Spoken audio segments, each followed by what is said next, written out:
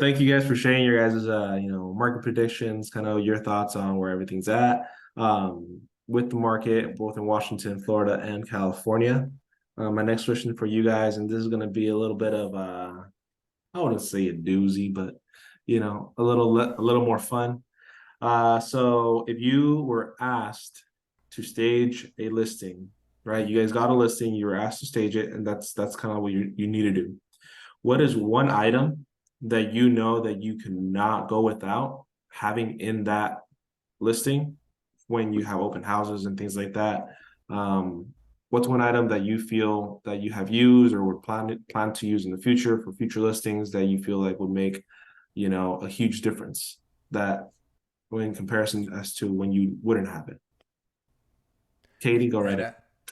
Um, Okay, well, if I was asked to stage a home, I think the one thing that I would ensure that this home had was not just like fake decor, like the fruit bowl on the table. I would have real snacks. Like I think that's super important to have real snacks for people.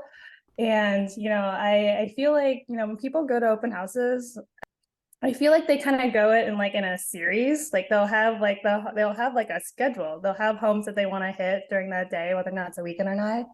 And so they're gonna get hungry. So I don't know. Like I would make sure like whatever, wherever home I'm staging or whatever home I'm doing at open house, I always ensure there's gonna be snacks. So yeah, that's one thing that I won't forgo ever. So I'm not gonna lie, I do love my snacks, and I've shown home sometimes for like a good period of my day, and I show up, I'm like, man, I hope they got snacks. But I think one open house, I showed up and they were giving out cookies. I'm like, freshly baked. So it not was good. not all open houses have snacks. So but if you go to mine, you'll ensure there'll be snacks there. And honestly, that's the equivalent of like a Costco, samples run. It's very, very similar during the open houses. I'd say that goes along with that is smells. So if like you have time for baking, I think cookies, it goes without saying, scents do a lot for an open house. And to pair that to, there's like plants, typically real, not hopefully.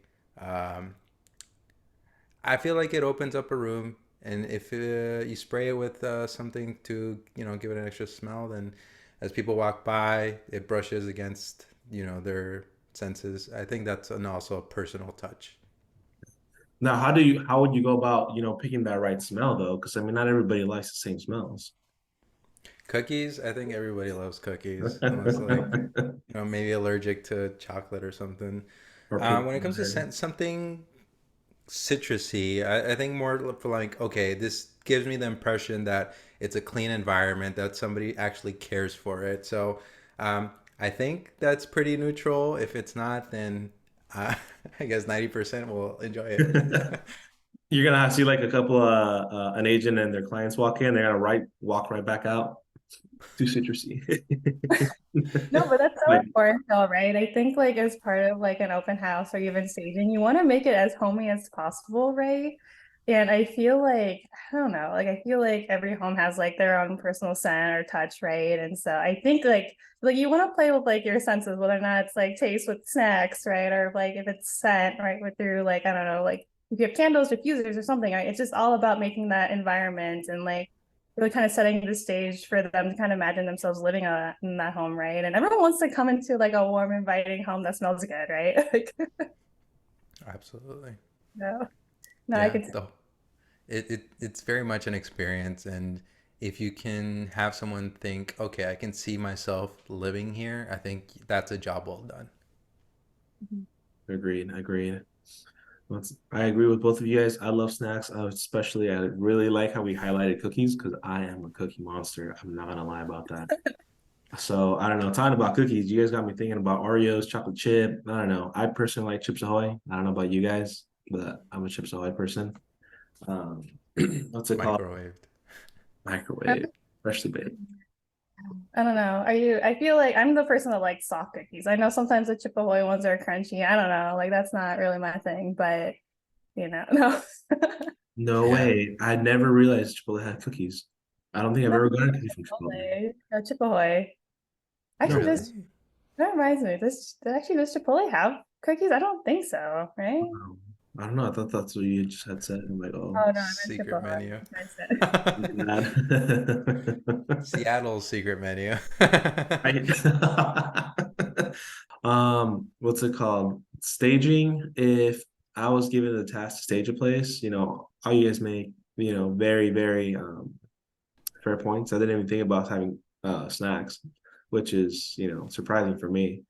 Um, I think just something that pieces everything together. I think you guys did everything. Let's see. Something that I've seen in an open house that I feel made a huge difference and that I feel like I would use for my open homes or open houses is having like this little like not a catalog, but like a little brochure of kind of like the neighborhood, what's going on around, like how far things are. And make it like very animated so it's very interactive for people. So it catches their eye and just kind of set it down right next to the cookies, and making sure that I have my aroma therapy going throughout the house, put down a scent that I like, using one of those like oil diffusers or something. So I don't know. I think I just got advice from both of you guys and I'm piecing it all together. But yeah, I gotta go with the brochure. So all good stuff today. Thank you guys, and thank you everybody for who's watching this. Welcome to the Fortune Collective family.